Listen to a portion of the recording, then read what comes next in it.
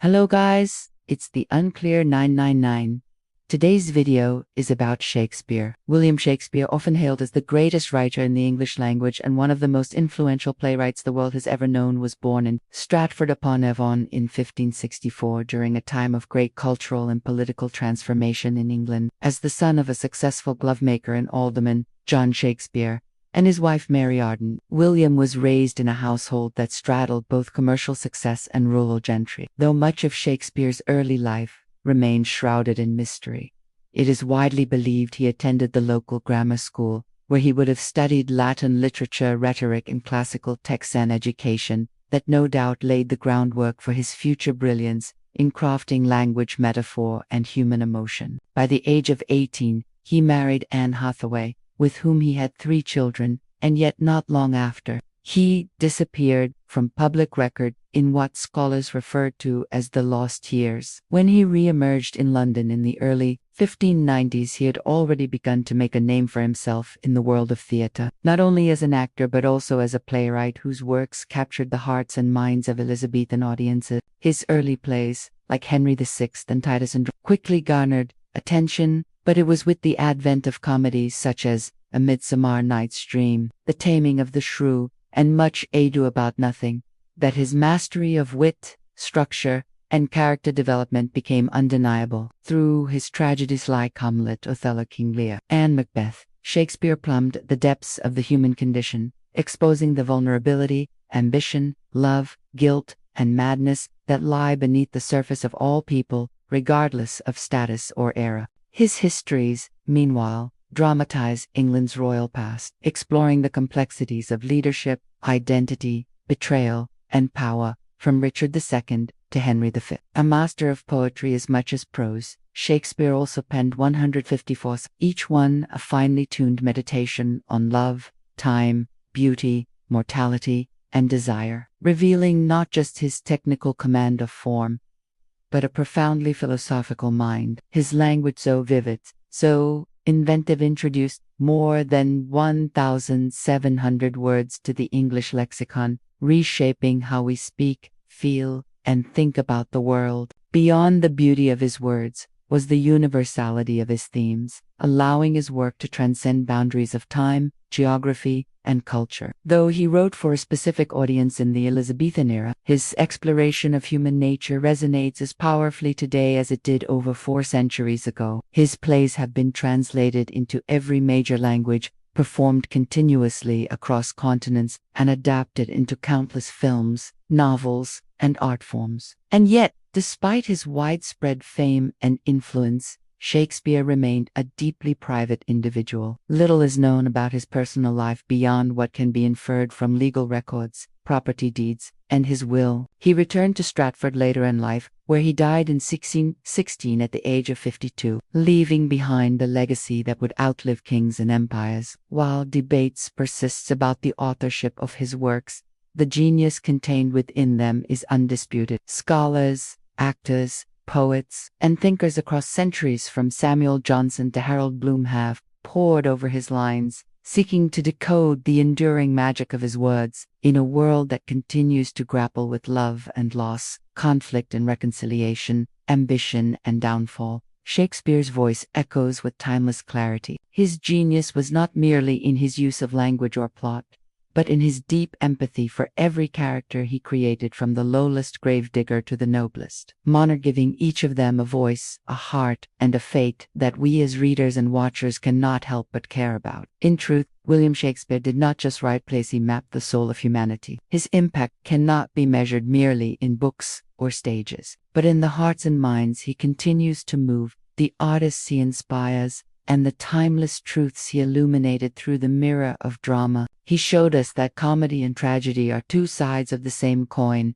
that the line between hero and villain is often blurred, and that our words have power not just to entertain or inform, but to heal, to wound, to elevate, and to endure. Even centuries after his death, we continue to ask the questions his characters asked. What is honor? What is love? To be or not to be? In doing so, we prove that Shakespeare, though long gone, lives, and not just in libraries and theaters, but in the very way we see ourselves and each other. Despite the centuries that separate us from his time, William Shakespeare's influence has remained remarkably intact, and the questions he raised in his works continue to be as profound and provocative as ever. His exploration of ambition in Macbeth, for instance, dissects the inner unraveling of a man seduced by prophecy, haunted by guilt, and ultimately destroyed by his insatiable hunger for power. The psychological depth with which Shakespeare portrays Macbeth's descent is so intricate that it has invited interpretations through lenses as varied as Freudian analyses, political theory, and moral philosophy. Similarly, Hamlet delves into existential dilemmas that still haunt the human psyche. What is the meaning of life, and how do we find purpose amid betrayal, loss, and uncertainty? The famous soliloquy, "To be or not to be," has become synonymous with introspection and philosophical depth, as relevant in the therapist's office as it is on a theater stage. What distinguishes Shakespeare from his contemporaries is the breadth of humanity found within his characters. Unlike earlier playwrights who often painted characters as symbolic or archetypal, Shakespeare gave his creations complex inner lives. His characters are flawed, conflicted, humorous, tragic, and deeply relatable. Take Othello, the noble Moor, brought down by jealousy and manipulation. His love, vulnerability, and final despair are heartbreakingly human. Or consider King Lear, whose gradual descent into madness becomes a meditation on pride, aging, and the fragility of relationships. These are not mere stories to entertain. They are mirrors through which we confront the truths about ourselves. Shakespeare's comedies also reflect this depth, even amidst their wit and merriment. Twelfth Night, for example, is a brilliant study of identity, love, and gender, exploring how mistaken identities can lead to deeper truths. The character of Viola, who disguises herself as a man, navigates love and loyalty in a world that often misunderstands her, all while offering subtle commentary on the rigidity of gender roles and societal expectations. Even the fool characters, often dismissed in other narratives, become, in Shakespeare's hands, vessels of wisdom, irony, and unexpected insight. Characters like the fool in King Lear, or Feste in Twelfth Night challenge the notion of who holds knowledge and who merely wields power. Shakespeare's ability to layer humor, drama, and philosophy within a single narrative is unparalleled. And it is this multi-layered complexity that has allowed his work to endure across so many generations. During his lifetime, Shakespeare wrote and collaborated on at least 39 plays, 2 long narrative poems, and 154.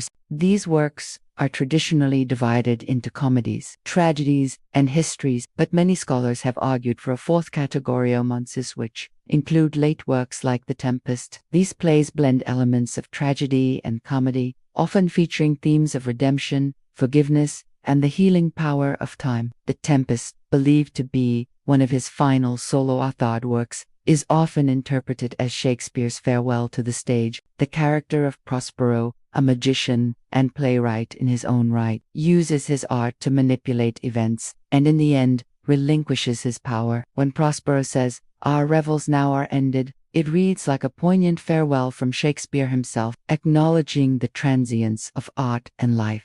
This blending of life and fiction is one of the reasons his work feels so alive. He did not merely write characters, he infused them with echoes of his own soul, giving voice to joys, doubts, fears, and hopes that remain universal. Just as impressive as the content of Shakespeare's works is the context in which they were created. Writing during the English Renaissance and under the reigns of Queen Elizabeth I and King James I, Shakespeare's world was one of political intrigue, religious upheaval, and intellectual revival. The printing press had only recently begun to spread ideas rapidly, and yet theater remained the primary form of mass entertainment. In this environment, Shakespeare helped elevate drama to a high art form while remaining deeply attuned to the interests of common people. His plays were performed at the Globe Theatre, a bustling venue in London, where nobles and peasants alike gathered to be entertained. Unlike many modern performances reserved for the elite, Shakespeare's work was truly for everyone. Groundlings, those who paid a penny to stand in front of the stage, might cheer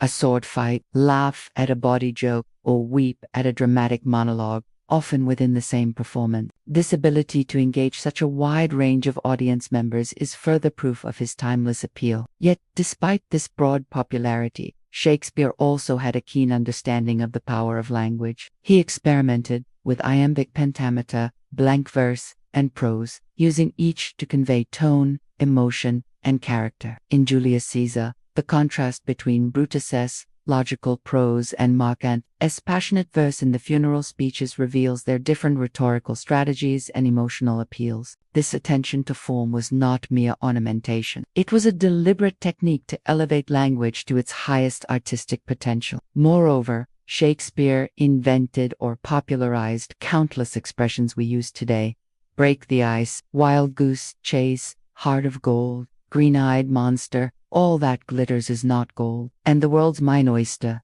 to name just a few. His phrases are so embedded in our language that we often quote him unknowingly. This linguistic innovation shows not only his creativity, but also his profound grasp of how words shape reality. In addition to his artistic achievements, Shakespeare was also a savvy businessman. He was part owner of the Globe Theatre and later the Blackfriars Theatre, which provided him with a steady income and a platform for his work. This financial independence allowed him to experiment more freely with his writing and to shape the direction of English drama. While many writers of his era lived in poverty, Shakespeare's success afforded him a comfortable life and allowed him to purchase property, including the second largest house in Stratford.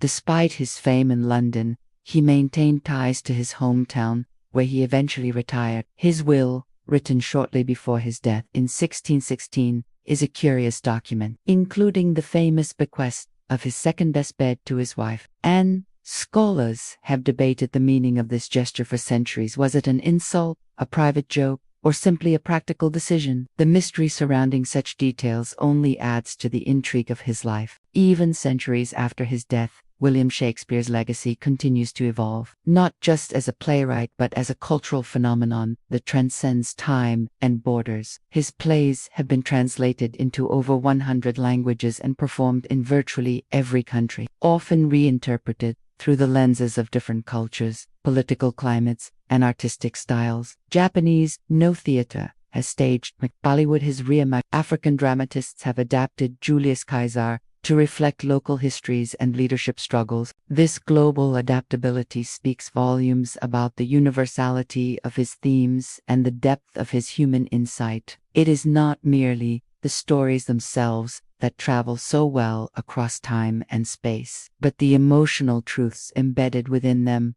jealousy, ambition, betrayal, love, regret, and the desire for redemption. These are emotions that define the human condition, and Shakespeare's genius lies in his ability to articulate them so vividly that they resonate even with audiences far removed from the Elizabethan era. Academically, Shakespeare remains an integral part of curricula in literature, drama, and history courses around the world. His works are dissected in classrooms, not just for their narrative content, but for their rhetorical brilliance, psychological complexity, and philosophical implications. Scholars debate his views on race, gender, colonialism, and power, often finding conflicting interpretations within the same play. For instance, The Merchant of Venice has sparked ongoing debate. Some consider it an anti-Semitic work, while others argue it critiques prejudice and evokes sympathy for Shylock, the Jewish. Similarly, Othello presents a black protagonist in a position of power and nobility, yet his downfall through manipulation and racialized jealousy opens questions about societal views of race and trust. These complexities are not shortcomings. They are signs of Shakespeare's rich, layered writing that mirrors real life, where few things are black and white. His plays do not preach easy answers. Instead, they present the contradictions and confusions that define existence. One of the reasons Shakespeare's relevance persists is because each generation finds something new in his works. In times of war, his histories like Henry V and Richard III are revisited to explore leadership, nationalism, and the consequences of power. In times of peace or social upheaval, his comedies offer escape or satire. During global movements for equality, plays like Twelfth Night and The Taming of the Shrew are re-evaluated for their portrayals of gender, race, and autonomy. Directors, actors, and playwrights reinterpret his works through modern settings.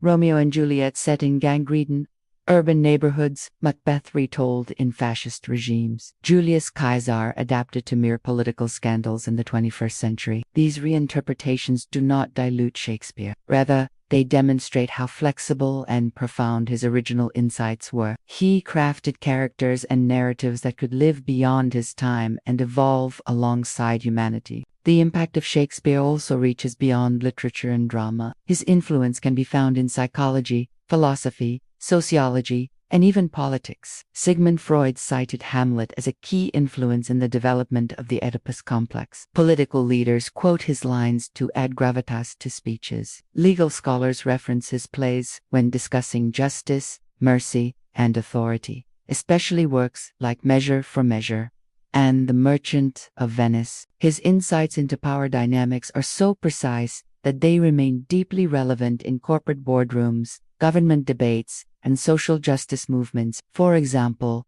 King Lear is often discussed in the context of leadership and succession planning, while Macbeth continues to be a cautionary tale against unchecked ambition and moral compromise. These applications prove that Shakespeare's work is not confined to the theatric pulses through the arteries of society, wherever language, emotion, and power converge. In the realm of poetry, Shakespeare's 154 sonnets stand as a testament to the emotional range and linguistic mastery he possessed. Written largely in iambic pentameter and with the Shakespearean sonnet structure, these poems delve into themes of love, time, beauty, mortality, and the complexities of desire. The sequence is addressed to a mysterious fair youth, a dark lady, and a rival poet figures whose identities have long been the subject of speculation. But beyond the mystery lies emotional intimacy and universal truths.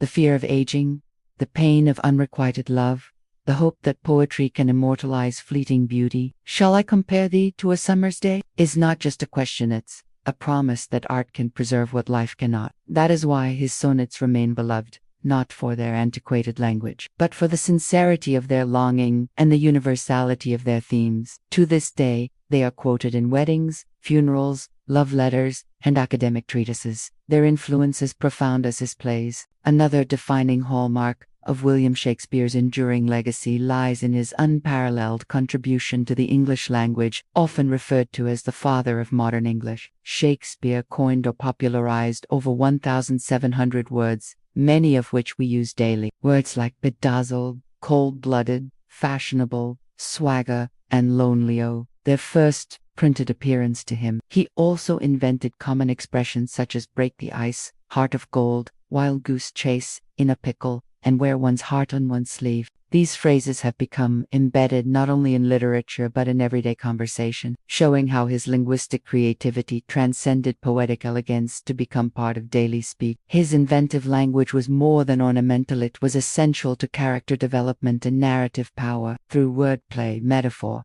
pun, and double entendre, he allowed characters to reveal their emotions, wrestle with dilemmas, or manipulate others. Language in Shakespeare is action. It is not just how things are said, but what drives the story forward. That is why his lines are quoted across centuries. They are not relics, but live-in expressions of human nature. Shakespeare's influence, however, is not without controversy or critique. Some modern readers and scholars question the universal adulation he receives, pointing out the colonial undertones in works like The Tempest, or the patriarchal structures within plays like The Taming of the Shrew. Critics challenged the educational system's near-exclusive focus on Shakespeare, suggesting that the literary canon should better reflect global voices, especially writers from marginalized backgrounds. These critiques do not diminish Shakespeare's genius, but rather open space for more inclusive interpretations. In fact, Shakespeare's works themselves often invite these challenges. His texts are ambiguous, layered, and open to multiple readings. For instance, while The Taming of the Shrew can be read as endorsing traditional gender roles, it can also be interpreted as satire or as a play about power negotiation within relationship. Likewise, Othello both presents and critiques racism, making it fertile ground for conversation rather than moral instruction. These complexities ensure Shakespeare remains relevant not as an untouchable idol but as a writer whose works can be engaged with critically and